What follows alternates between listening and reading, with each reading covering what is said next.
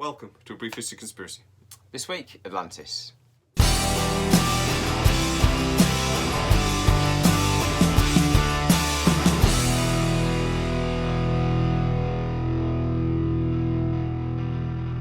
you're new to our channel, please consider hitting a subscription and a like on the video. It really does help. And this week we are 9600 BC in our chronology as we go through conspiracies and mysteries through time in order. It's a project.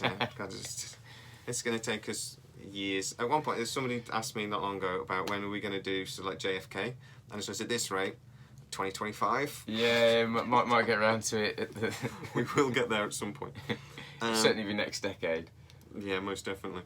So this week we really are going to concentrate on the Richat Structure, or the Eye of the Sahara, as one of the possible locations for Atlantis. Yeah. This became sort of a popular theory about a year ago with a Bright Insight video that really went off. A fella called Jimmy does these videos, really good videos in there that he does, and he sort of really popularised this as a theory for where Atlantis might be. He based this on other videos that were on the Gaia network, which basically as soon as anything's on the Gaia network, I immediately just go nope, because they don't seem to be very concerned about empirical evidence on that channel. It seems, but this is a fascinating possibility. So Seems to be a bit. I think there's possibly some nuggets of evidence, perhaps in some of the stuff they've released, but it's probably like Ancient Aliens on the History Channel. That type of level of I'm gonna go. I'm not saying proof. It's aliens, but it's aliens. I love that line. I love the meme. The kind of. I'm not saying it's aliens. But yeah. So it's always aliens. We keep saying this. It's always aliens. I think he drew some insight into linking some things that perhaps hadn't been or I hadn't seen linked before. Yeah, and then I think he's in the great position then of that he's got a lot of people that watch his videos and like what he does, and then he was able to sort of took those comments. The one thing I like about Jimmy as well is he doesn't try to make out that any of this is his own. He really does tell people, you know, this is where I got this information from. Go and look for yourself. This is interesting. So I do like that. But then he got some really good comments from people that he then added to. But there are 3 videos. Please go and have a look. They're really interesting. We're going to critique it a little bit in a few places, but actually at the end of this video, we're going to tell you something that we found ourselves that actually add credence to this. I think. When we looked this up, literally 5 minutes ago, I actually got quite excited. Where do we get this Atlantis story from? Starts with Solon, really, doesn't it? Yeah, it does. Yeah, I mean, several generations before Plato, Solon was and was told the story of the lost city of Atlantis, which had been passed down through the Egyptian priesthood for generations. It was actually supposed to be the oldest library in existence at the time, which is why Solon went there. Yes, the Library of Alexandria. Yeah, but that since has been lost to the Nile Delta. So it's gone. So there's no evidence of this bit. Solon learned that it was Egypt used to be a part of the empire of Atlantis, which again I actually think we're going to talk about when we get to the pyramids and things. I think is interesting. But then this family sort of story got passed on through generations to Plato, didn't it? And he sort of wrote it down. Yeah, I mean, interestingly, it is the only historical account of the city of Atlantis, which could be because of how long ago it's claimed to be. Yeah. And the potential cataclysmic events of the last Younger Dryas that we suspect now occurred wouldn't perhaps leave much of the story or even people to tell the story. True. So if you go back to our Younger Dryas video, we discussed this Younger Dryas event, and we do discuss how can you really argue that there wasn't some sort of ancient city that we describe as Atlantis? No, you can't. You can't really say that. No, I think without a doubt there probably is an ancient civilization. The mainstream science call this pseudoscience, which is a phrase that pisses me off. But it's another phrase like the conspiracy theory in and of itself. It's become synonymous with there being a lack of evidence for the theory by its association and I always with say, the word conspiracy. Yeah. When you've got a subject like this, a lack of evidence doesn't mean something didn't happen, but at the same time, it doesn't mean it did. Yeah. So we've got that, but there is some. We've got quite a lot of evidence to say some sort of ancient civilization could have happened, could have existed. We just don't know in what situation, but we'll get into that. So Plato wrote the Critias and the Timaeus about 2,400 years ago, and mainstream science believes this was a fable. It's a story. It's supposed to teach the Greeks not to be too up themselves. The idea being not to let power, corruption and power usurp. Yeah, because I think you could argue that the Atlantis is actually a metaphor for the Greeks, because they a mighty empire, powerful militarily, high, wealthy, knowledgeable. It was a warning for the Greek. Yeah. Society not to continue down the same line as the Atlantis, and the Atlantic people were this powerful people that got the gods. They wound up the gods by being too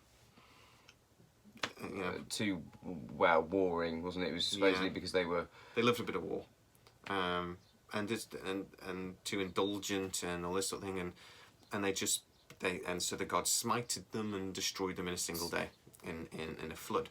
Yeah, and the city sunk into the oceans. First good coincidence. This flood is supposed to have happened 9,600 BC, exactly the same time as the Younger Dryas. Yeah, so the second temperature spike and massive sea level rise. Yes, which we've already shown Dryas did happen. So, coincidence? Chronologically, it's very interesting that it ties in to that exact period where we know that there probably would have been significant flooding due to the significant sea level rise. And there's lots of geological evidence to show that there was massive flooding all over these areas. So it's incredibly interesting. So to get onto the Richat Structure, or the Eye of the Sahara, it was a place that actually was kind of lost to history until the Orion missions. So we went up into space, our astronauts were looking down and went, oh, look at that. There's a massive circular structure in the west coast of Africa. So this had really been lost to science until the 60s, sort of thing. Yeah, it's such a large structure. It's only really visible from the air. From the ground, it's just from images on the ground, you can't. It just you can't tell it's a ridge on the horizon, isn't it? Because it's that. Well, it's 48 kilometres across in places. So I mean, this is an enormous structure, and it does look weird, and it is these circular bands. Mainstream science says it was made about 100 million years ago, a volcanic thing. So the idea being that a magma. Yeah, I think it was an extended period of volcanic activity that's caused the concentric circles. They're talking about it being raised up and then dropped suddenly, and raised up and dropped suddenly. To give it the concentric circles with the differing amplitude on the land masses in the different circles. Now this is my first problem with Jimmy in the Bright Insight video, that he then makes the comment of, well, these mainstream scientists, they've never been there, so how can they have this guess and say that this is right? So Jimmy's never been there either. Lots of us have never been there, but it's still an educated guess based on what we know about geology and these sorts of things. And I would actually be pretty certain that is how this structure was formed. But I don't think that affects whether this was a city then, because he talks in the video about was it constructed, and then it's obviously had 10,000 years of erosion. I don't think humanity would bother constructing anything of that mass. No, I think it's far more likely they took the use of a natural formation and then made a city from a naturally formed landmass that was ideal for a city to be built on. And I suppose that imagine how defendable that location would have been. Yeah, it would have been. I kind of wonder that as well. If this was a period where the environment as well was much different. Mm-hmm. We always talked about how during the last ice age, so we're talking 10,000 years ago plus. Yep. Say 12,000 years. Say they found ancient humans found this structure 12,000 years ago. the last ice age was at the height. The temperate zone was more south. So the Sahara wasn't a desert, it was a green, lush, wet area. You can see water erosion in the Richat, so there would have been areas where rivers were flowing into this structure. Mm-hmm. So can you imagine coming across this thing and seeing circles of water with then circles of land? You'd have thought it was made by the gods for you. You know? Yeah. It doesn't, because it would have looked insanely unnatural. It wouldn't have looked natural. It wouldn't have looked like a natural formation, no. That's where you would then set up your city, because you would think it was ordained by God. Yes. Or in this case, by Poseidon. They would have actually thought it was made for them. Particularly then, one of the other things they talk about this is that there's a natural spring water. Yeah, that's fascinating, isn't it? In the central island, a natural spring. So again, in fresh water up, assuming that's true, as an ancient people, you come across this structure and these islands and this massive structure again. You'd have, you would create myths about it. You would think this is made for us. And I totally understand that the people would have settled that area, would have settled the structure. Yeah, I believe that. And then we might have done work on it, and would have built bridges and things. But I mean, I can totally see that as a thing, which we'll get to the first big sort of bit of evidence for this being Atlantis. Plato talks about it being around 23 kilometres wide, or one of the islands being 23 kilometres wide. Again, the guy on Bright Insight actually recorded this himself. He measured it using Google Maps, and he got between 21 to 24 kilometres across this one section. So that is all, pretty bloody bang on, really, how big Plato said it was. Yeah, I mean, it's within a reasonable margin of error, isn't it, for something of that size? It's pretty bloody close, isn't it, really? When you think of a man approximating the size of it and probably not literally measuring it as well. And then that being passed down through generations as well. I mean, I think that's honestly pretty bloody phenomenal, to be honest. And there's a few other parts of Plato's story that the Richat Structure seems to tie in with well. His story speaks of mountain ranges to the north, which the Richat Structure does have a mountainous area to the north with 1,500 foot drops off of the cliff face. Some of these ones must have been dramatic as hell, actually. So that ties in quite well, and also the sea to the south. I think you can see. Obviously, I'll show the images, but you can kind of see that to the south of the structure is sort of a plain, and it looks like there's been water flowing through it. And I think that's the argument they make, isn't it? That if this structure was closer to the ocean, because it is 240 kilometres away from the coast today. You can see that it does open to the south. Yep. There's this thing about the white, black and red stone as well, that Plato said it was built from this white, red, black stones, and that does exist in the area.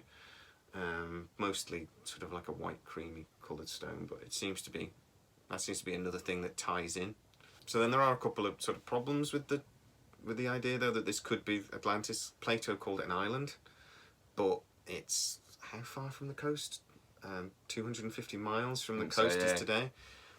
At the end of the last ice age, sea levels were 100 metres lower than they are now, because the water was caught up in the ice. So that would have meant it was even further away.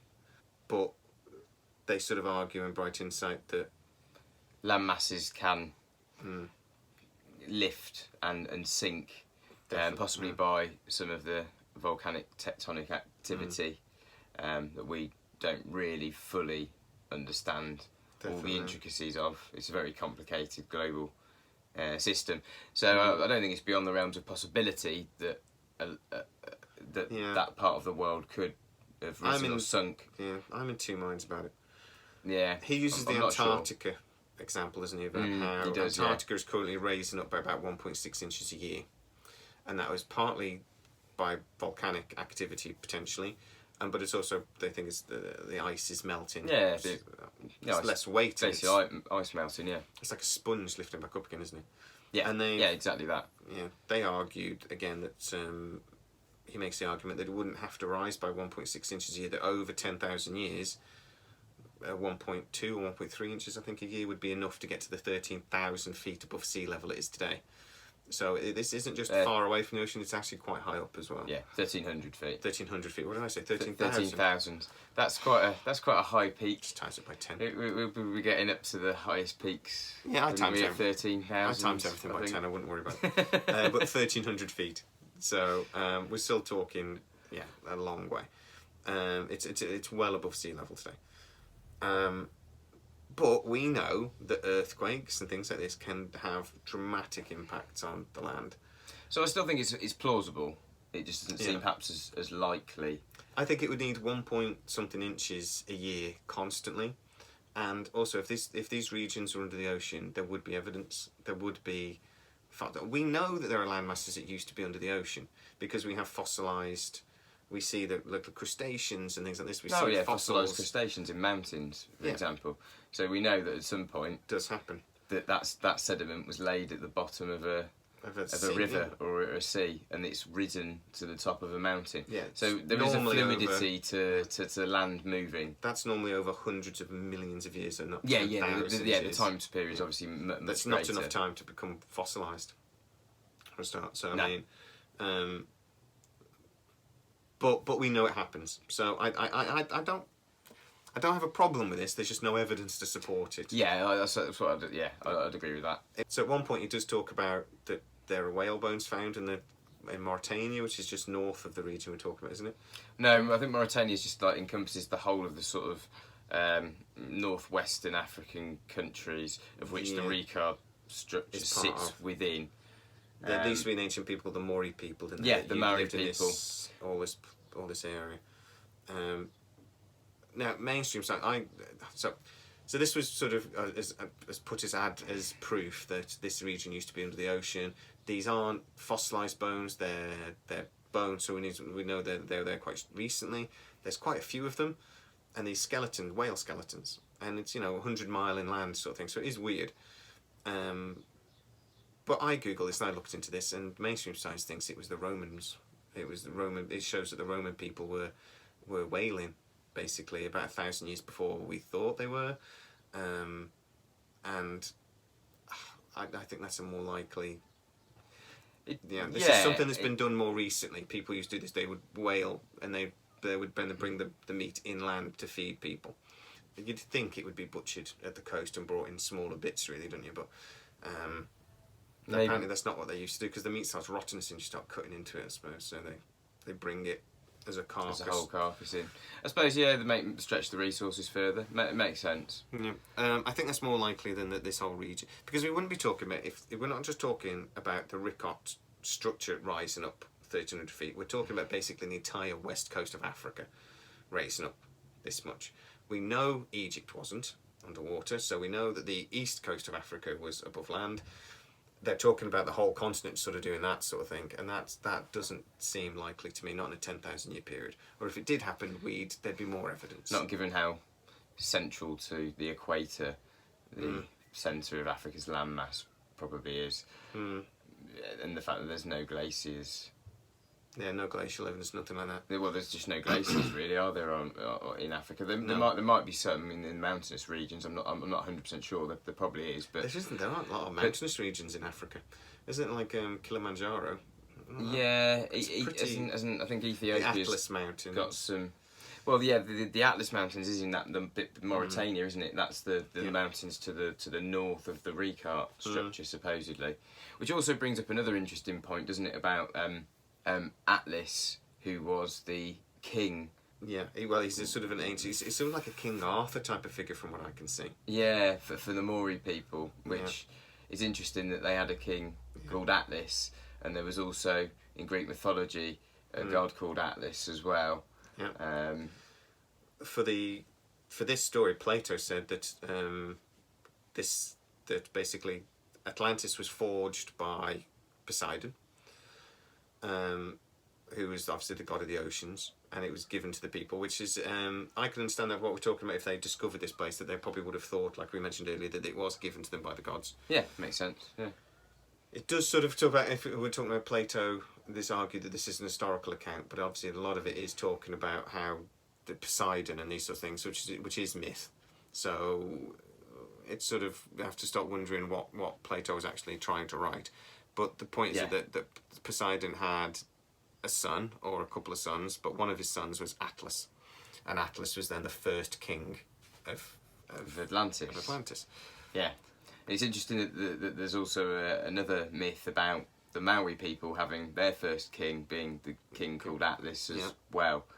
And so that does make it tie in very heavily to this region. And then obviously there's, like we just said, just north of where we're talking about the Richat Structure, there's a mountain region that's the Atlas Mountains. Which is, so the Atlas king was obviously reasonably popular because they named some hills after him. Yeah. So, I don't think you can start talking about things being actually named, and been named them for thousands of years, and it not be based on something. Yes. It's got to have been based on something. But this might be 2 or 3 different myths being brought together. Is another way of arguing, I suppose. It could be, but there does seem to be some similarities between the different myths. One, the local myths of the Maori people, and the other one, a Greek written story told from Egyptian mythology about a lost city, that some evidence it all seems to tie into that region. So it's fascinating for me. I'm not a big believer in coincidence, and that does seem like a huge coincidence for there not to be some kind of actual linking of different people telling the same story slightly differently. Yeah, exactly. I think that just adds credence to it. There's a nugget of truth to it when you get different, because we tell stories. Humans tell stories, and things change, and we add bits to it, and we add bits that are, political, or at the time, or for whatever reason, very clever people realise a story can be used. Story is power and knowledge and thing. So, but when you get lots of stories that are very similar, you have to start wondering. In our next episode, we're going to be talking about all the other myths and places Atlantis might be. And one of the interesting things is, if you start talking about Irish mythology, it's a lot like the story of Poseidon. They're very similar. And you have to start wondering, I mean, to the point where he had a trident and stuff. I mean, there's these imagery that is very similar to the imagery of Poseidon. Is this Celtic mythology? Yeah. So you've got to start wondering, well, why were people thousands of miles apart telling the same stories? They might have different names for it, but it was the same story. But there's still some element of truth behind the stories, if they're multiple stories confirming the same thing.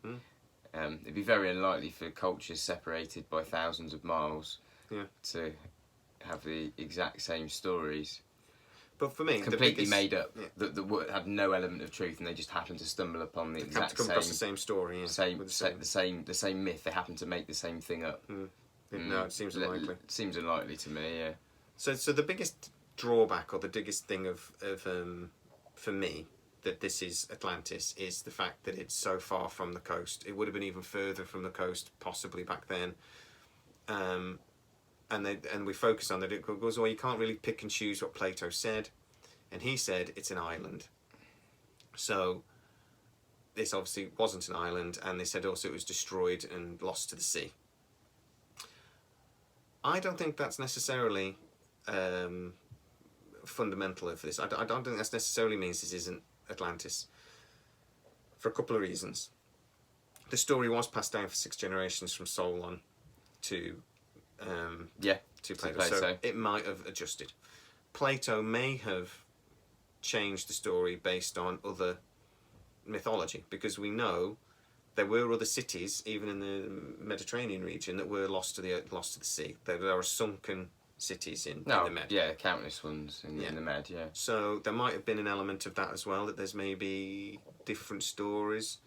Maybe this was something that was added to by Plato because he knew of cities being lost to the ocean. He knew that would have more impact with the Greek people, because the Greek people knew that, maybe, or something like that. It could have just served as a warning story for Greek, like I said, for Greek society to not fall down the same path as the lost city of Atlantis.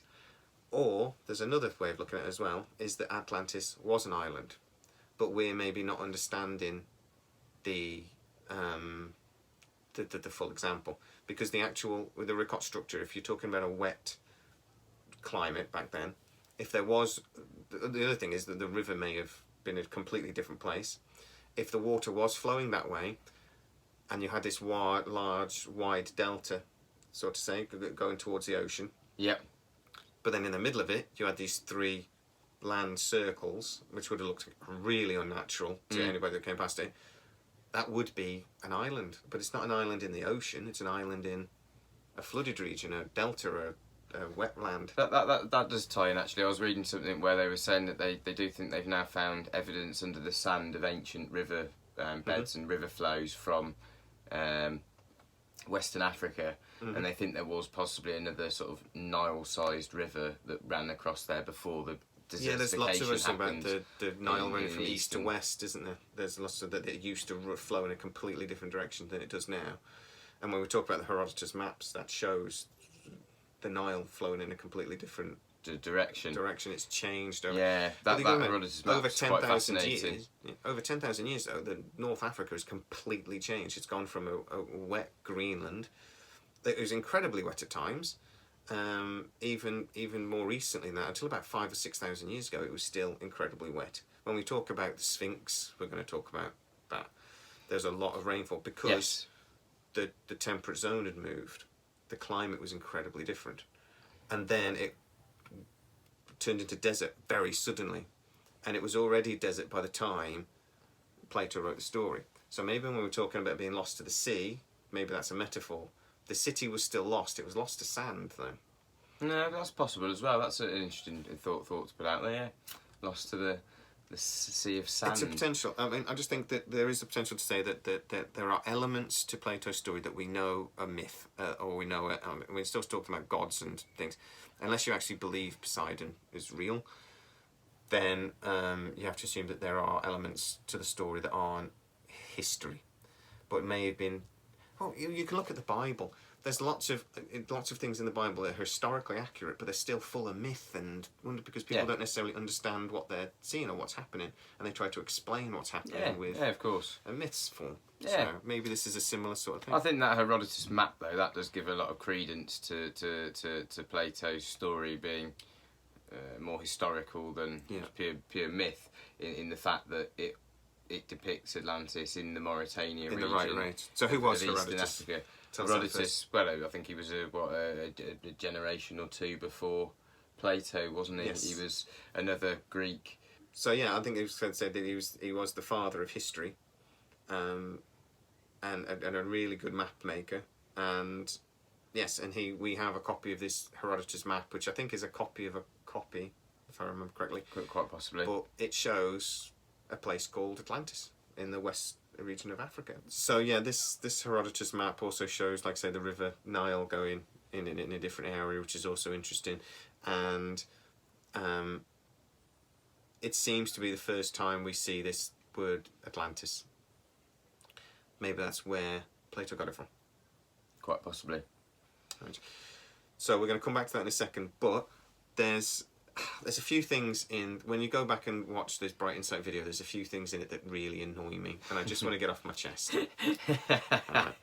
So, at one point, he mocks sort of a lot of the mainstream theories, Jimmy, on Bright Insight, and he mocks them and sort of says, well, these very clever people, they're telling us how the Richat structure was made, but they've never been there, they've never visited the site, but neither of you. So he's not been there either, we haven't been there either. That doesn't change the fact that a geologist can look at a structure and look at the evidence and give you his opinion how that structure was formed. He knows a damn sight more about rocks than we do. Yeah. So no, I go. Yeah. Now that I'd let that slide, but then Jimmy talks about it's foolish to say that this couldn't be the site of Atlantis, and I would agree with him. This site needs exploration. Further exploration. We definitely. should be doing real archaeology in this site. I think so. Yeah. And I would definitely say that. Which is strange that there's so little going on archaeologically in that area. I think politically it's not the most stable area, and it's really far away from everything. Yeah, who wants to go and spend a week living out in the middle of the Sahara? Well, you'd be talking about months.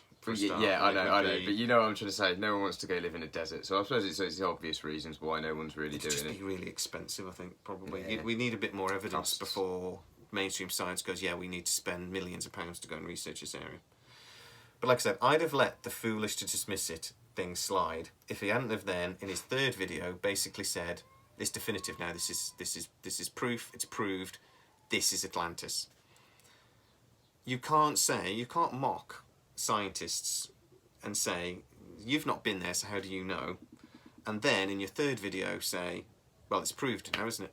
Because no, it's not. This is really interesting, and I think this is, for me, this is the number one site that we should be looking at for the potential site of an ancient civilization. I agree. It's the number one theory for where this city could have existed.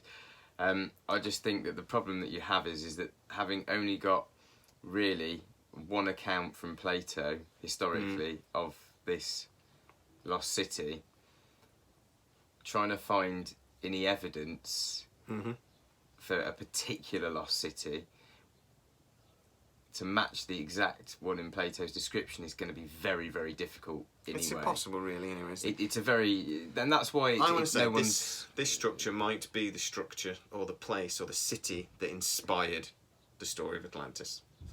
I very much doubt it was ever called Atlantis, but it's possible. And I doubt that it was the technologically advanced thing but that's just me. I think there probably were ancient civilizations before the last ice age. Yes. Wiped out not just by the Younger Dryas event, but by the ice age in its, the different the climatic changes and the flooding, sea level rise, etc. Yeah. And I think then we're going to talk very briefly about in the next couple of episodes we're going to talk about things like Göbekli Tepe and Jericho City and places like this. We were building cities in this period. We were. So to say that there are ancient civilizations lost, totally. And I think they inspired these stories. Yeah, I think that's that's my personal opinion. But then we just so just before this video started, you've had the argument before, haven't you, to say that Atlantic and Atlantis, they're very similar words. So yeah, exactly. I mean, it's only a change of one letter, which some languages often interchange. So to me, the fact that the ocean is called the Atlantic Ocean, it's a big screaming neon sign saying that the island of Atlantis, where the city of Atlantis would have been in the Atlantic Ocean. It makes sense. Which also made us curious. Yeah, so I said, well, let's Google it. Where did the word Atlantic come from? And actually, to be fair, I got quite excited. This blew my mind a little bit. We might even have to come back to this when I've actually had a couple of days to think about it. But basically, this goes back to Herodotus. Yes. So the first time we came up with this thing of calling it the Atlantic Ocean, the first evidence we have of that is Herodotus' map calling it the Atlantic. And in ancient Greek, Atlantic means? Island of Atlas. Which is just mind... Which ties into everything we've been talking about, the two different kings, Atlas, the mountain regions, the king of Mauritania, the first king, Atlas, who was the first king of the city of Atlantis in Plato's. For me, this is writing. Just enormous. It's just like that. We're talking about the mountains of the Atlas being just north of the thing, and then the Atlantic Ocean. It literally means island of Atlas. So when we're talking about the connection between Atlantis and the Atlantic, it's literal. It's literally there. Now you can flip that, unfortunately, and say, well, that's where Plato got it from them. Yeah, you can very much so. If it depends which way you look at it. If you put yourself into Plato's position, maybe that's where it inspired him to call it the Atlantic Ocean. Yeah, but you've still got this whole myth about the first king of Atlantis being Atlas, the Maori people having this ancient mythological king. I'm not 100% certain he was like how historical. It seems to me that it's a King Arthur type character, like I said earlier, that it's become maybe a slightly mythological creature, but mythological. It's become a slightly mythological story, but based on a real. Yeah, a real leader, a real Sometimes king. I think when you get really great kings, then after they pass, you start to.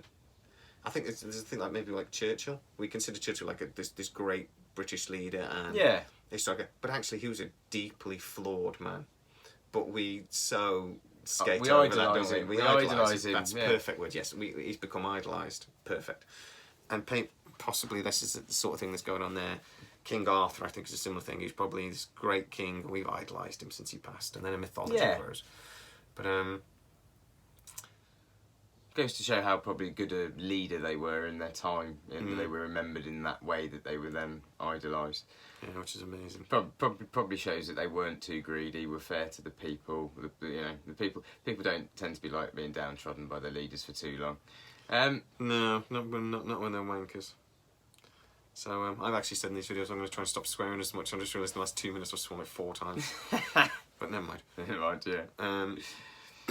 So yeah, that's some food for thought, isn't it? With the meaning of words. Means island of Atlas, mate. That's just I just can't believe that. That's actually one of those things you just think I just can't.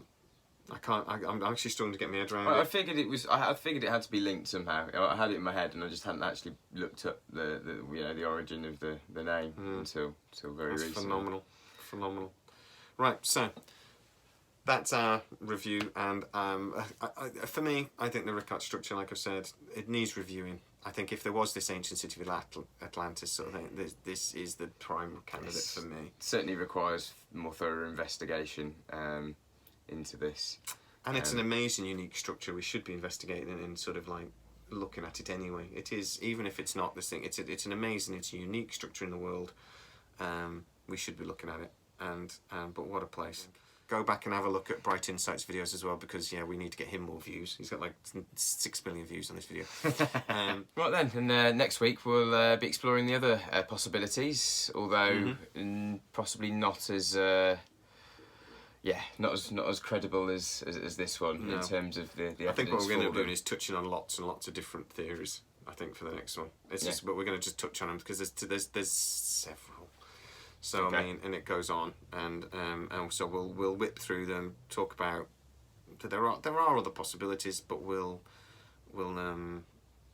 Yeah, a lot of the other possibilities just involve sunken cities, and ones that we found particularly off the coast, areas that perhaps wouldn't have been underwater prior to the last ice age, and I think they are prime areas to look, given that the city sunk into the sea. So I think it just shows actually that we might have. I think basically the next episode is really going to be trying to show that even if these areas aren't Atlantis, this great city of myth that we're looking for, it shows that what we spoke about in the Younger Dryas series about how people live on the coast.